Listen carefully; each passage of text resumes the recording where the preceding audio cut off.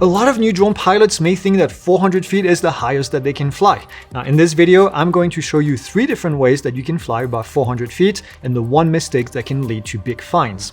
Hi, I'm Greg from Pilot Institute. We've helped over 140,000 people pass their Part 107 exam. And today we'll explain everything that you need to know about how high you can fly. Alright, let's start with the basics. There are limits on how high you can fly your drone, but the rules are different depending on how you fly. If you are flying strictly for fun or recreationally, then the rules under Title 14 of the US Code in Section 44809 are going to apply to you. There's only one way recreational flights can go above 400 feet, and we will talk about that later. For now, let's go ahead and talk about flying your drone for non-recreational purposes. Now, if you want to fly your drone for any purpose other than recreational, you will need to follow the rules under Part 107 of Title 14 of the Code of Federal Regulation.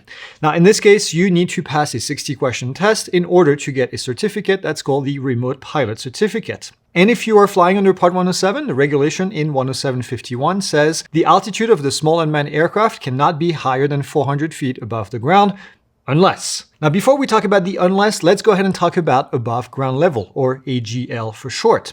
Now, you can go up to 400 feet AGL. Simple, right? Sure. Just keep in mind that the height is measured from the ground directly beneath the drone. Think about it this way. If you are flying at the bottom of a hill, you can go up to 400 feet. But let's say that the hill is about 100 feet tall. If you fly to the top of that hill, you can actually go up another 100 feet. Because the drone is still only 400 feet above the ground when it's at the top, which hopefully makes sense. So the drone controller is going to say that you are 500 feet above your original takeoff altitude, but in reality, you are only 400 feet above the ground directly below the drone. And it works the other way too. If you take off from the edge of a cliff and you fly out over on top of a ravine that is 600 feet deep, well, as soon as you go straight out, you are going to be in violation of the 400-foot rule. Now, you have to decrease your altitude based on the ground that is directly below the drone. So in this case, you would have to drop 200 feet in order to stay within the legal limit. Okay, now let's finish the sentence from earlier. Here's the exception to the rule. Aircraft cannot be higher than 400 feet above ground level unless the small unmanned aircraft is, number 1, is flown within 400-foot radius of a structure, and number 2, does not fly higher than 400 feet above the structure's immediate uppermost limit. Now, this is a structure rule, and it's pretty well known. So if you fly next to a 200-foot tall building, for example, then you can fly your drone up to 400 feet above the top of that building, or 600 feet above the ground in this case. Now, as long as your drone is within 400 feet of the building, that's kind of a big if. But here's the key element that a lot of people miss. This only applies to Part 107 operators. Yes, you heard that right. Recreational flyers cannot use the rule to exceed 400 feet above the ground. So if you do not have a Part 107 certificate, you cannot fly above 400 feet in this specific case right here. Now, even with a Part 107 certificate, there is an easy mistake that you can make that can get you in a lot of trouble. And we'll cover that a little bit later. But for this example, let's say that you have a Part 107 certificate and you are flying in Class Gulf airspace, uncontrolled airspace. What does that look like in a real scenario? Well, let's go ahead and take a look. All right, so today we are actually filming on top of Mingus Mountain, higher elevation than we're used to begin with. Yep. But then this is a unique area because directly behind us, you'll actually see there is a cell tower. And that cell tower is obviously above our ground level, and we'll be able to fly the drone above 400 feet AGL here because of the height of the tower. What do we got to do first? Like we don't know exactly how tall the tower is, right? Right. So what do you want We to do? need to take the drone off and fly it up to the altitude of the top of the tower, and then we can use that off of our controller to determine how high we can fly. Yep. That's on how tall the tower is, the one that we specifically pointed to. I'm actually going to go 150. You're going to go 150? 150. Okay. In this take, I'm going to guess 138. Okay. Which I think was your guess last time. 135, but yeah. Okay. It's okay. Cool. All right, so taking off the drone, we'll start there. Cool. Taking off. Takeoff. There we go. Home point updated. And now basically what I want to do is just keep my camera level here. We're going to go up. Oh, Jason, your guess on the height, I think it wins. So basically we're looking for kind of center screen here. I'm going to go towards that tower. We've still got plenty of room here. And this is an estimate. So, right, we're gonna be conservative about this. So, you know, I would say top of tower is probably about 160 feet. So I would be comfortable adding 150 to 400. So 550 would be probably my max. That gives us a buffer. Yeah, buffer of about 10. Of about 10 feet or 15 feet. Obviously, we can also kind of pan around here. This is also not the tallest tower in the area. So you can see that if we go up to 550 feet here, we've probably got another 50 feet. Realistically, we could go with the other towers. So we have a kind of a built-in buffer here. So with this, now you're gonna go up in altitude, but the other thing we have to keep in mind is how close we are to the tower to allow us to do that, right? Correct. So we can go up to 550, but only within a certain distance close to this structure. Yep, within 400 feet. Within 400 feet of it. So what are you gonna do? Are you gonna use some of the settings on your screen? Are you gonna take a look at the distance? Absolutely, yeah. Okay. So basically what I'm gonna do is, you know, we're roughly 165 feet or so. I mean, we're not within 5 feet, but we're 175 or 200 feet from the tower, so we're good here. I'm gonna try to keep it within a radius around us of about 500 feet. And obviously that's, you know, I'm not gonna go 500 feet that way at 550 feet because then we're not within that. But as long as it's not over me and it's kind of on the other side of the tower, then, you know, within 500 feet gives us plenty of error for margin. Even 600 is probably fine. So that keeps us well within that 400-foot radius. Well, this is gonna be the highest I have flown a drone. Oh yeah? If you pass controls to me eventually. Maybe. Yeah, let's take it up. Cool. All right, so we're just gonna basically go up now to 550. And we can see the tower here as well. And I got eyes. I'm being an extra VO for you here. Cool. Regardless of the location we're in, there's a couple other things we need to be careful of, right? Absolutely. So one of them being, just because you can go up to 500 or 600 feet, you still need to watch out for airspace, right? 100%. Can I get it perfect? Oh yeah, look at that, 550 exactly. So that's 550 feet here. You can see the whole lot more of the towers kind of around this area. And of course, we're getting the warning here that we are over our 393 feet. Yes. But we know we're okay. Yep. And then you can also see the falling terrain out this way. So you can get some pretty cool pictures here that actually look like you are in an airplane.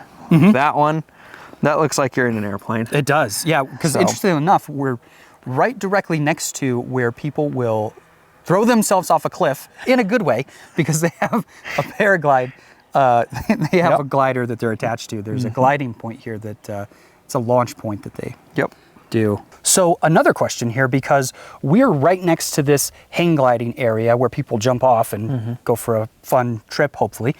But it's a significant drop off right next to the tower where we're flying from, right? So we're able to fly up to 550 AGL here, where we took off from, but we're also moving out over that edge. So technically we're maybe even up to 1,000 AGL, right? Maybe, but we're still within 400 feet of that tower. Yeah, so that still covers it. So what are the rules around that? It's the same rules as flying around the tower. You just got to be within 400 feet of the tower and you can exceed it. If you're more than 400 feet from where the structure is here, technically, you would need to be 400 feet above the ground, even if you're right next to the cliff where the tower is standing above. What you're saying is, on the x-axis, if we came out more than 400 feet laterally from the tower, we would be, let's say, 1,000 feet above the actual AGL down below in the valley here. Yes. But as soon as we cross that 400 parallel laterally, then we would be in violation. Yes. Right? Because we would be above 400 and not within 400 of the structure. Even though you're within 400 of the cliff, technically. Yeah. It's 400 of structure, not terrain. So. Yep. So then you would automatically be needing to follow the rules of the terrain AGL without the rule. Correct. Yep. All right, so what if you are not close to a tall structure? Well, you can't fly above 400 feet, right? Actually, you can. And if you have a Part 107 certificate, you can apply for an airspace authorization or an operational waiver. But in order to get the waiver, there's an application process. It's a little bit complex. The requirements and the application itself can be a little bit tricky. To apply for a waiver, you need to write up a concept of operations and then also describe your planned mission to the FAA. The biggest thing here is that the FAA is looking for how you are going to mitigate the risk to other air traffic and to non-participants.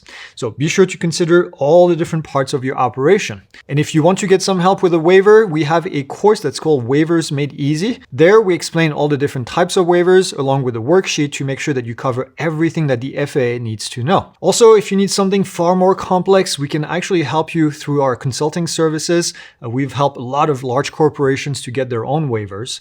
You can click on the link in the description if you want to learn more. Also, we have our own waivers at a few locations, so let's go ahead and take a look at one. Hey guys, welcome to the field. We are out here in the Prescott National Forest, and as you can see, we've got quite the view. Now with this view comes wind. So you're gonna hear that there is wind on my mic. We're gonna be dealing with some wind. It's actually one of the first things that we wanna consider flying up to 700 feet or so. This spot is a 700-foot spot. We also have 1,200-foot spots in a couple different places. And you know, that wind that's here, it's probably 12 miles an hour, maybe gusting 15. Up at 600 or 700 feet, I am guessing it's gonna be quite a bit more. We have a good view of the road down here. You can actually step over a little bit, see all the way down here. And then the other portion of the road comes in up there. So pretty much our entire operating area I can see from this spot. It's part of why we picked this spot specifically. Lots of things to consider here, and all of this was basically pre-planned when we applied for our waiver. We didn't just pick this spot and go, man, I really hope it works. This is a spot that we've been to, we've flown here before. We're familiar with it. We know what's around, we know the access, we know that we can see from this spot everything we need to see and verify. Jason, Ben from behind the camera. So I have a question. What are the conditions of this waiver specifically? Like how high can we fly? And what are the safety guidelines that you had to write for this? So we can fly up to 699 feet here. So 699 is our maximum altitude, 700. Basically what I wrote in for this location is I described where it was, I described how remote it was, I described the airspace here and that we were going to remain outside of the controlled airspace. So controlled airspace here begins at 700 feet. That means that we need to stay out of that controlled airspace. So there are several different things that were written into the waiver to get that approval, but the primary things are people and property on the ground, airspace, and then operations over people and moving vehicles. Is it written in this waiver that we have to have a VO, or could you come up here by yourself and fly this on your own? This waiver is not just above 400 feet. This is also beyond visual line of sight and a VO waiver. So this is 107.31, 33, and it's 51. So, you know, this is a multi-waiver here. We're allowed to use binoculars. We're allowed to use spotting scopes. We're allowed to use aided vision devices here to maintain visual line of sight with our drone and to look for other intruding aircraft. So a VO is required for those duties. All right, let's get flying. All right, so for this shot, we've got the drone kind of staged back here. What I really want to do is I want to come over, I want to reveal us, and then I want to pan up and reveal the towers that are over here. So basically what I'm doing here is I'm gonna just basically go full forward, and then start to move our gimbal some. There we go, you can see us in the shot.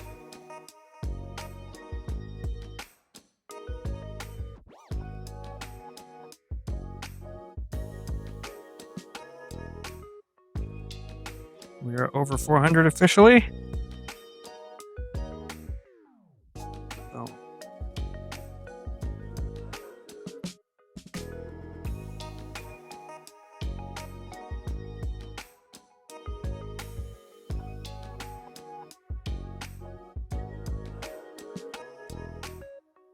Max altitude reached. Nice. Okay. But basically the idea with that was a full reveal of the towers, and then I just wanted to be able to get some of the parallax there in the back. And you can see now that up at this 680 or so feet, we've got a great view of the top of Mount Union. And again, this shot is basically made possible by the fact that we have this waiver. If we didn't have this waiver, we wouldn't be able to get this. And then with this waiver, specifically just for the above 400, what is our radius, or how far can you actually go in here? How are you keeping track of that? We have a quarter nautical mile You can see that I've been keeping that distance within, about 1,000 feet or so. Little bit, we can go a little bit more than 1,000, but we've been keeping it within 1,000 feet just so that we are, you know, within our waiver limits and ensuring that we're staying within our waiver limits here. So that's really the biggest thing, is that we need to be able to see the drone, and we're accomplishing that with Ben, our VO. And then we need to be able to scan the airspace, which you can do pretty easily here.